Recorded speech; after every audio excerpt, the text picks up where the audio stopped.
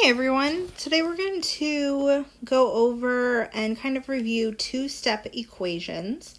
So previously we talked about one-step equations, which were when we had to do one operation, and two-step, we have to do two operations. Okay, so it's important to remember the order in which we need to do the operations, and so I want to remind you really quick about order of operations and how we do things there. And we have some stuff at the top with the order of operations, but the part I want to draw your attention to is, that was terrible. We have multiplication and division, which we do left to right, and then we have addition and subtraction, which we also do left to right. So those are, multiplication and division are together, and addition and subtraction are together.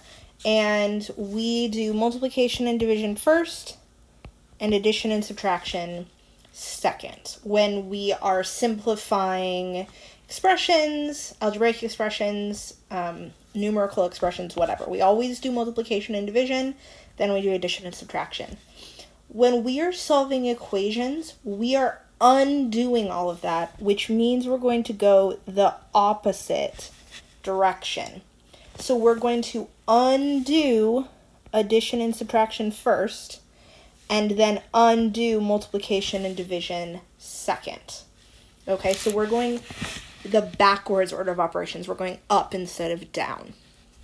Okay, so what that means is we are going to undo our addition and subtraction first, and then our multiplication and division second.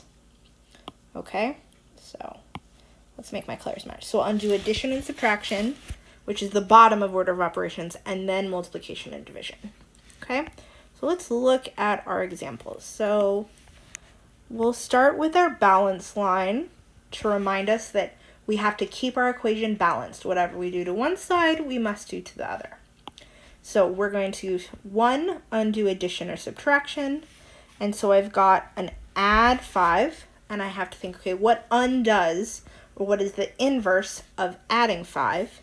And that is minus 5. So those cancel. But my balance line reminds me, if I do it on the left, I have to do it on the right. So I'll subtract 5 there. And then I'll rewrite. So the 5s are gone. So I'm left with 3x over here, and then 20 minus 5 is going to give me 15. So that is step 1. Now step 2, multiply or divide. So I'm going to undo. So reminder that 3x means 3 times x, and I undo that by dividing by 3. So those cancel. And then I have to balance, so I divide by 3 over here. And so I'll be left, since my 3's canceled, I'll have just x equals 15 divided by 3 is 5. And that is my answer. X equals 5. Okay? If I look at my second problem, start with my balance line. So, once again, I undo the addition or subtraction first. So here, I have a plus 4, so I'm going to undo that with a minus 4. So those cancel. And then I have to balance on the right side, so I'll have a minus 4 over here. So when my 4's canceled on the left, I just have 2x equals negative 9 minus 4, and that gives me a negative 13. So I finished step 1. Now step 2 is multiply or divide by the coefficient to get rid of the multiplication or division. So I will divide by 2, divide by 2. So these cancel, my 2's cancel, and I'm left with x equals Now you might be going, but wait, I can't divide 13 by 2. 13 isn't even. You are totally correct, but this doesn't mean that you made a mistake. This doesn't mean that there's no answer. It means that your answer is not a whole number, which is okay, because numbers that aren't whole are still numbers. So we have a couple different things that we could do.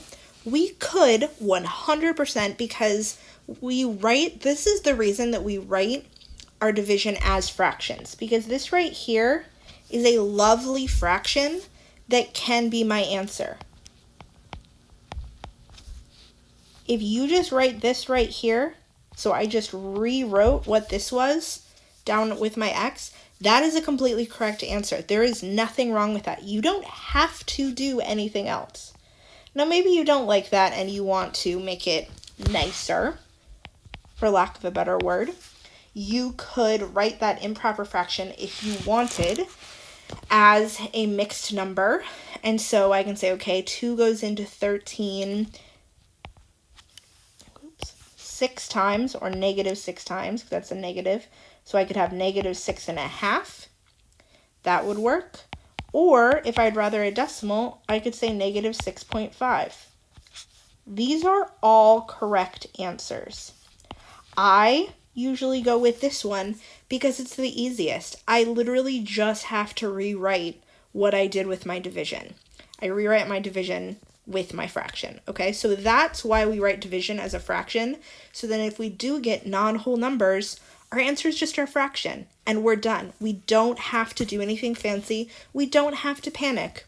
Our answer is just our division. All right, so let's look at a couple of problems that have division instead of multiplication in them.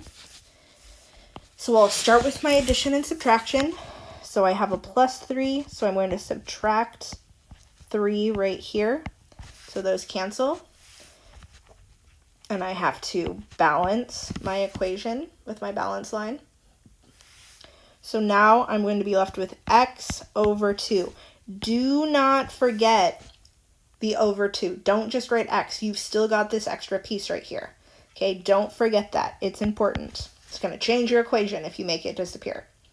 So we have x over 2 equals, and then 9 minus 3 is equal to 6.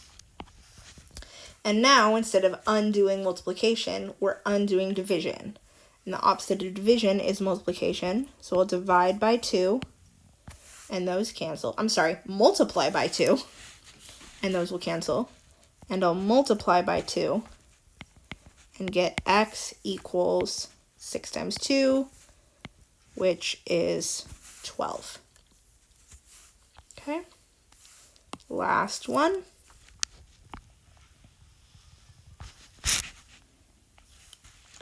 So now I've got a minus 3.